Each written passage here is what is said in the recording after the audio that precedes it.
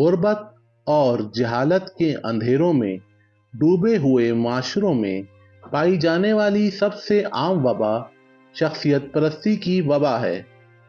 ہمارے پاکستانی معاشرے پہ پچھلی کئی دہائیوں سے شخصیت پرستی کی لعنت مسلسل برس رہی ہے۔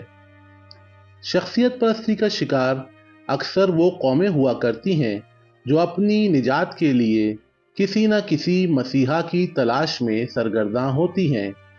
ان کا خیال ہوتا ہے کہ ہم سالوں سے جن ناکامیوں، ضلالتوں اور جہالتوں کے سمندر میں غرق ہیں، اس سے ہمیں ہماری پسندیدہ شخصیت ہی باہر نکال سکتی ہے۔ جن شخصیات کی پرستش عام طور پر ہمارے جیسے معاشروں میں کی جاتی ہے، ان کا تعلق کسی بھی شعبہ زندگی سے ہو سکتا ہے۔ وہ کوئی سیاستدان ہو سکتا ہے، وہ کوئی مذہبی رہنما ہو سکتا ہے، وہ کوئی کھلاڑی ہو سکتا ہے، وہ کوئی پیر، مولوی یا فوجی جرنیل بھی ہو سکتا ہے۔ اکثر جن شخصیات کی پرستش کی جا رہی ہوتی ہے، وہ عام عوام میں اپنے خود ساختہ نظریات کا پروپیگنڈا کرنے میں ماہر ہوتے ہیں۔ ان شخصیات کو عوام کی ذہن سازی کرنے میں کمال حاصل ہوتا ہے۔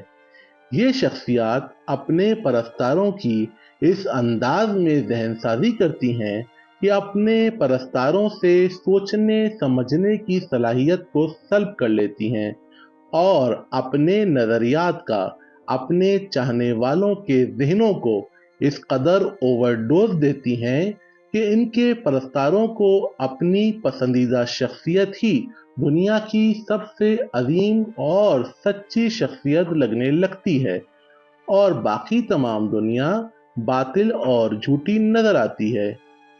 شخصیت پرستی کے عادی افراد کے سامنے اگر کوئی شخص ان کی پسندیدہ شخصیت کی کوئی خامی بیان کر دے تو خامی بیان کرنے والے کو کرپٹ، جھوٹا اور غدار قرار دے دیا جاتا ہے۔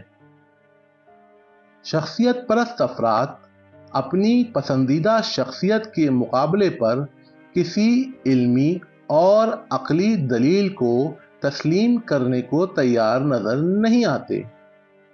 دنیا کا سب سے خطرناک نشہ شخصیت پرستی کا نشہ ہے، جو صرف ایک شخص کو نہیں بلکہ پورے معاشرے کو، پوری قوم کو قبر تک لے جاتا ہے۔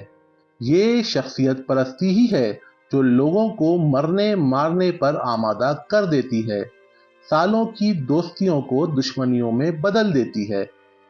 شخصیت پرستی ہی ہے جو انسان کو اپنی اور اپنے پیاروں کی زندگی تباہ کرنے پر آمادہ کر دیتی ہے۔